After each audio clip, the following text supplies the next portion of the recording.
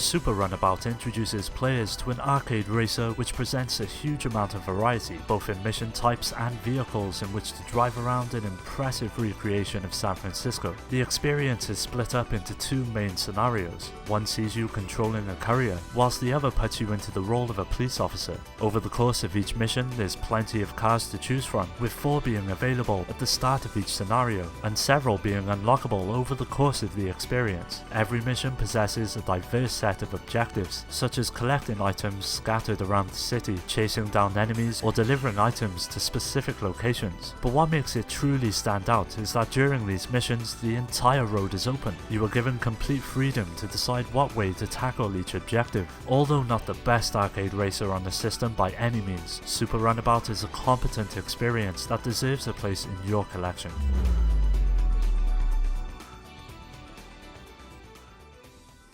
The first aspect many will notice about Gundam's side story is the incredible visuals. It's a real showcase for the Dreamcast, and presents what the machine was capable of when in the hands of the right developers. The real star of the show though has to be the gameplay, which at first may turn some players off due to the steep learning curve when coming to the controls, but for those that master the more intricate nature of the mechanics in place, it soon becomes a real delight, and in all honesty a realistic take on mech combat. As you would expect, a huge range of weaponry and armor are at your disposal, each with their own distinct advantages and disadvantages, allowing the player to tailor their loadout according to the situation at hand. Now the only downside, to be fair, is the fact that the game is just too damn short. There are 9 levels in total, which only last around half an hour each. It would have been nice to include more, as it would have propelled the experience to even greater heights. If you're a fan of the series, or just possess a passing interest in mechs, it offers up something that should not be missed.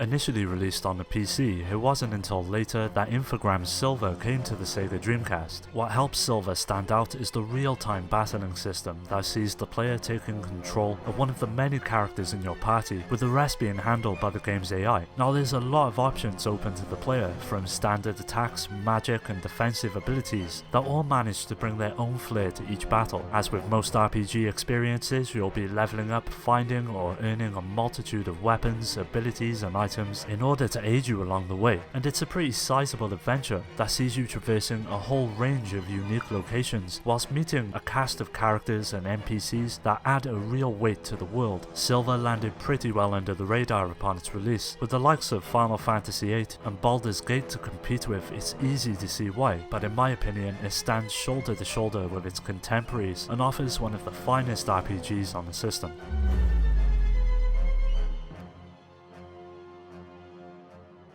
Plasma Sword is a rather unique fighter that sees each character possessing a weapon in which to utilize in battle. With nearly 30 fighters available, there is a huge amount of diversity in gameplay, as well as possessing their own weapons. They each have the ability to pull off unique special attacks that really help out in tight situations. As with most fighting games, these abilities are tied to a gauge that fills during battle and soon becomes a crucial aspect to the outcome of each encounter. As well as these, there are basic chain combos which can be executed, as well as your standard punches, kicks and throws that make up the core of the gameplay, with 4 modes on offer ranging from a standard arcade and versus mode to a group battle option. There is plenty to get stuck into, which really helps the replayability of the experience. Plasma Sword is a great choice, and although it never manages to reach the heights of some of the other superb fighters on the system, it still deserves a look.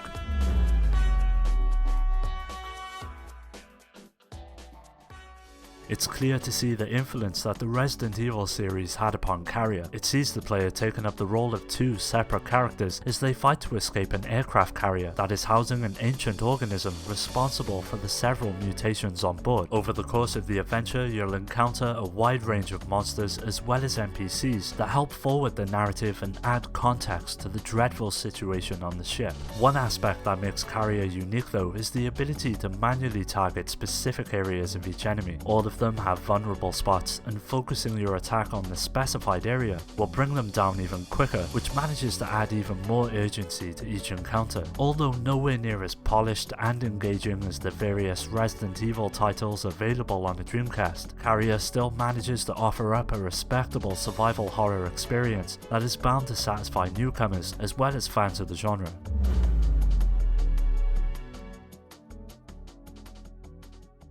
Illbleed is a rather unique survival horror that casts the player as a lady known as Eriko, one of several high school students that find themselves competing for a cash prize. Several days pass, and having not still heard from her friends, Eriko decides to investigate. This is where the game starts and the madness of the situation begins to unfold. The game is essentially made up of several levels that all possess a variety of traps and obstacles for the player to overcome, whilst avoiding a heart attack or bleeding out is the main threat the player must deal with. These traps are not easy to see with the naked eye and will likely jump out at you when you least expect it, causing the character's stress levels to rise. To counteract this, players have access to a device known as the Horror Monitor. It allows them to locate traps and mark them for future reference. It's a pretty neat mechanic that manages to break up the gameplay and offers an engaging way to deal with a variety of obstacles between you and the friends you are trying to save. Although Illbleed is not without its problems, in my mind it is still an enjoyable experience, so if you're looking for a slice of horror on the Dreamcast, Illbleed is a great option.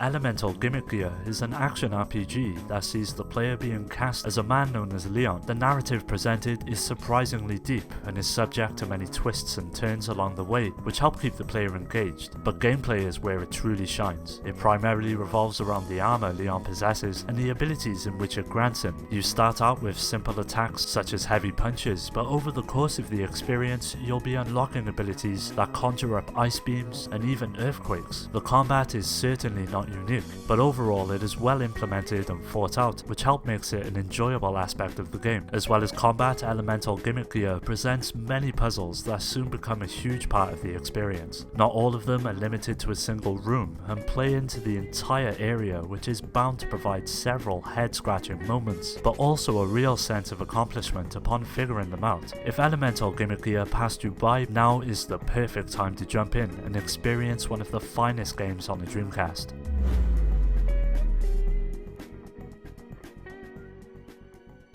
Record of Lodoss War shares much in common with the likes of Diablo and presents the player with a huge variety of dungeons in which to explore and conquer. The main hook of the experience will see you constantly upgrading or changing your equipment in order to get stronger as you advance through the journey and encounter a range of enemies that all escalate in difficulty the further you venture. Equipment can be found in the field or bought at the island's village that acts as a safe haven and allows the player to prepare for each skirmish. Several spells are also at the player's disposal that can be learned by locating books and special ores throughout the environment. By finding each, an extra edge in battle is afforded to the player, such as elemental attacks and other spells that help even the odds. The gameplay that Record of Lodoss War offers really is the best aspect of the experience. The need to constantly improve will keep players coming back time and time again, so if you're looking for a neat action RPG on the Dreamcast, look no further.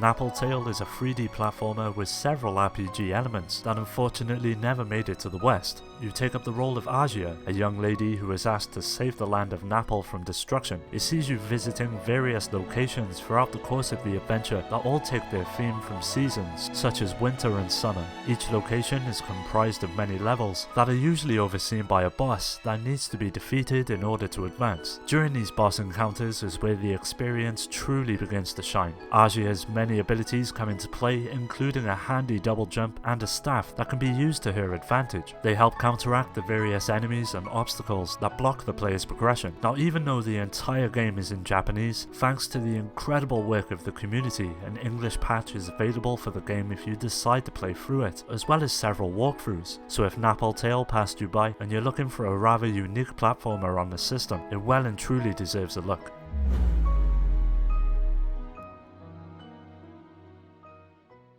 Makenax is a first-person slasher that takes place in the near future. A new sentient weapon known as the Maken has been developed, which directly links to its user through the mind. Known as Blade Masters, the users brave the possibility of having their mind wiped whilst using the weapon in order to bring an end to Geist, a sort of godlike being who has some rather sinister plans for humanity. Gameplay-wise is where Makenax truly shines. The player has the ability to choose from several characters, all of which possess unique fighting styles and special attacks, and due to the variety of enemy types and situations the game presents, you'll soon find yourself switching between characters depending on your circumstances in order to take advantage of the various options they offer. One of the more common objectives within the game is to extract information from NPCs. Each of them has what is known as a brainjack rank, and depending on your own, it will determine if you are able to hack them or not. By taking out enemies and absorbing their essence, your rank will slowly rise, which gives an incentive to get used to the game's enjoyable and rewarding combat system. Overall, if Maker X passed you by, it well and truly deserves a purchase, and would make a welcome addition to any Dreamcast owner's collection.